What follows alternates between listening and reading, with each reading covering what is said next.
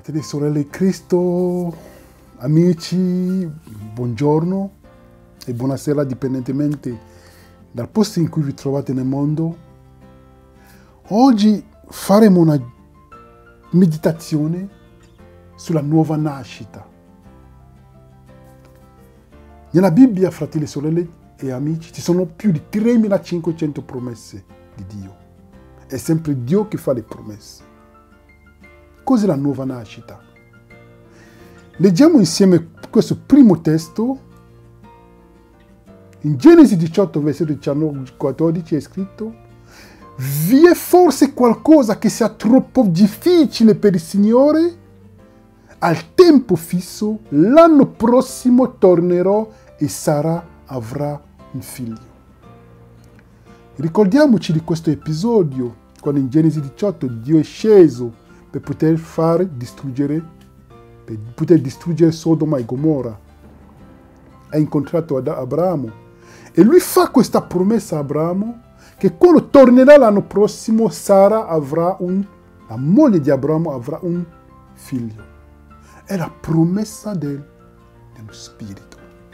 Abramo era incapace, oppure sua moglie era incapace di avere un figlio. Vediamo un'altra promessa che si trova sempre nelle Sacre Scritture. Un'altra promessa in Luca 1, versetto 13 è scritto: ma l'angelo gli disse: non temere, Zaccaria, perché la tua preghiera è stata esaudita. Tua moglie Elisabetta ti partorirà un figlio e gli porrai nome Giovanni. Lui dice: tua moglie Elisabetta ti partorirà un figlio. È sempre la promessa di un figlio. Nello stesso modo in cui la promessa dello Spirito e del figlio sono state fatte a Sara, la moglie di Abramo. Stessa promessa. Vediamo un altro esempio nella Bibbia. Abbiamo Maria. In Luca 1, versetto 35, versetti 34 a 35 è scritto: Maria disse all'angelo: come avverrà questo dal momento che non conosco uomo?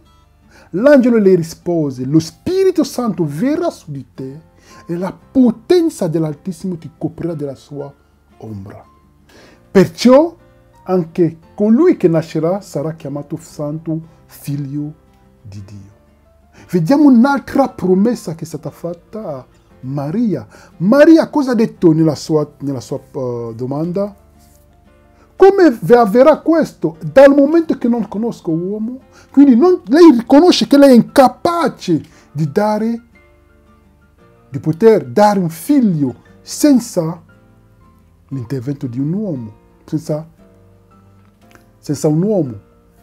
Quindi lei riconosce che è incapace da sé di poter dare un figlio, dare alla vita un figlio. Promessa dello Spirito. Vediamo che le promesse dello Spirito, queste promesse sono state fatte a Sara. Abbiamo la stessa promessa a Elisabetta, la promessa a Maria. E possiamo notare, fratelli e sorelle, che nella Bibbia i patriarchi avevano delle mogli sterili. Abbiamo Abramo, di cui abbiamo parlato, con la moglie Sara che era sterile. Abbiamo Giacobbe con la moglie Rebecca che era sterile. Abbiamo Giacobbe con la moglie, Isacco con la moglie Rebecca, quello che volevo dire, che era sterile, e Giacobbe con la moglie Rachele che era sterile. Questi tutti i patriarchi avevano delle mogli sterili perché c'è un messaggio preciso che Dio ci vuole far passare. Era una cosa importantissima che noi non possiamo, è una cosa importantissima, un messaggio importantissimo, è che noi, da noi stessi, con le nostre proprie forze, non siamo in grado di dare un figlio, di far nascere un figlio. Che non possiamo con le nostre forze spiritualmente di poter nascere di nuovo. Perché la promessa dello Spirito è la promessa della nuova nascita. La promessa del figlio viene con la promessa dello spirito, perché è lo spirito che arriva, che può concretizzare questa nascita. E ricordiamoci di quando l'angelo dice a Maria, lo spirito verrà su di te, la potenza dell'Altissimo ti coprirà della sua ombra. E Gesù ci dice una cosa, lui con Nicodemo ha detto una cosa importantissima, lui dice, in Giovanni 3, versetto 3, Gesù gli rispose, in verità ti dico che se uno non è nato di nuovo non può vedere il regno dei cieli. In altre parole, fratelli e sorelle, se qualcuno non conosce la nuova nascita, non fa l'esperienza della nuova nascita, non può vedere il regno dei cieli. E lui ci dirà ancora, tramite il suo servo, Giovanni, in 1 Giovanni 3, versetto 9, chiunque è nato da Dio, quindi che ha fatto l'esperienza della nuova nascita, non persiste nel commettere peccato, perché il seme divino rimane in lui. E non può persistere nel peccare perché è nato di nuovo. In altre parole, perché ha fatto l'esperienza della nuova nascita. E qualcuno ci potrà chiedere, sì, è vero che l'esperienza, quella promessa ci è stata fatta, però non abbiamo visto qualcuno vivere senza peccare, forse i nostri vicini, i nostri fratelli. Però la promessa, fratelli, non è basata sulla nostra esperienza. La promessa è basata sulle promesse, sulla fede. Quindi la promessa è basata sulla parola di Dio. Quindi la prima domanda che dovrei fare è cosa ha detto Dio? Se Dio l'ha detto, lo so che è possibile perché niente è impossibile a Dio.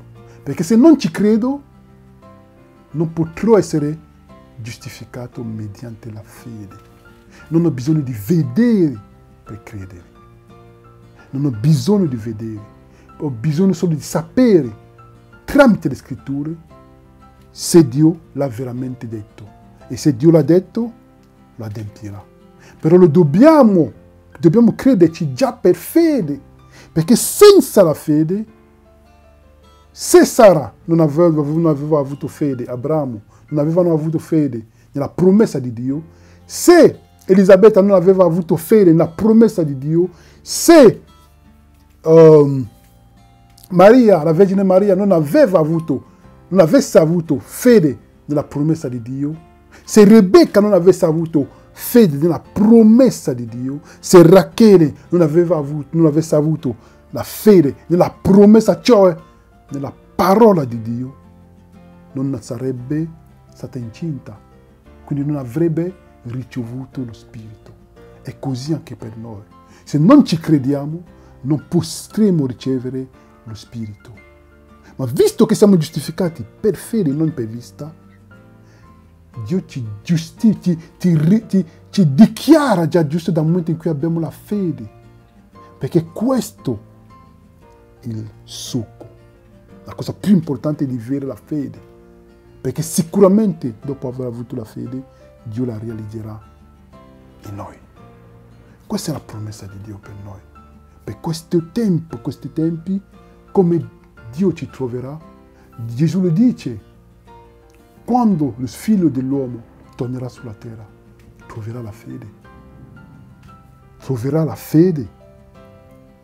Questa è la nostra domanda, questa è un'esortazione per noi e per voi, nel nome del nostro unico Salvatore, Gesù Cristo è giusto. Amen.